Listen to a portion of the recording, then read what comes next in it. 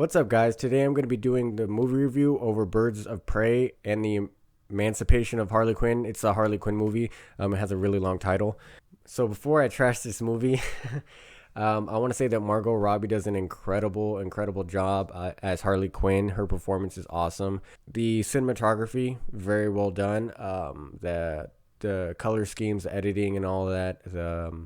It's a very well put together film, technically, like a technical film, like as far as all the technical stuff that goes into editing and all of that.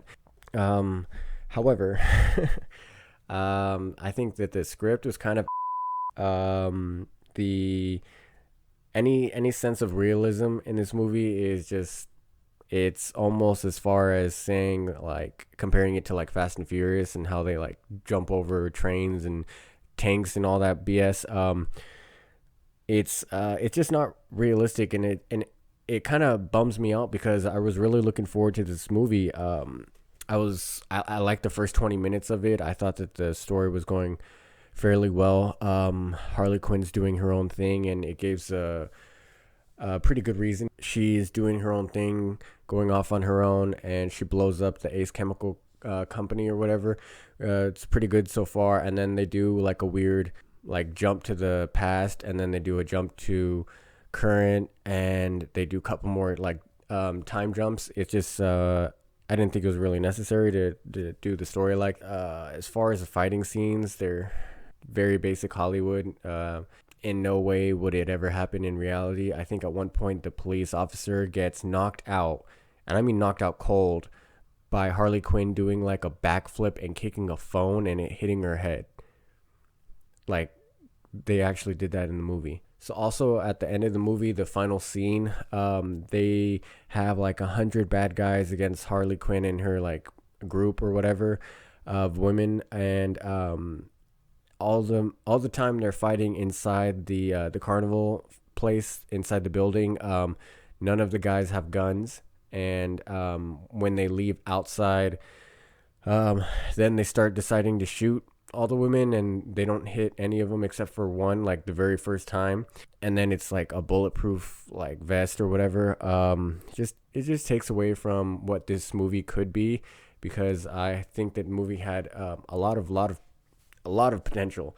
I know I said a lot, but it really did have a lot of potential. They have some pretty good actresses for this movie. I think the cast is very solid in their performances. What they decide to do with the I think it's Black Canary, the girl or whatever, they decide to show her powers just like at the very end. I think it was kind of like very plot devicey. They don't hint at any superpower things going on. It's just people, bad people with guns, good people, the cops that are incompetent. It's very normal stuff. And then out of nowhere, Black Canary just does this voice thing that for some reason doesn't hurt Harley Quinn physically. Like, it hurts the other people. She just has to cover her ears, and that's it. I don't know what the hell that was about. I did like the Huntress, her story and everything. I thought that was the only part there where any thought was put into it. She had a backstory about her family getting killed, and then growing up with assassins, and then coming back for her revenge. Like that's fine. That explains a reason why she's doing what she's doing, and not just because. I think that this movie had a lot of potential to be a great female cast movie.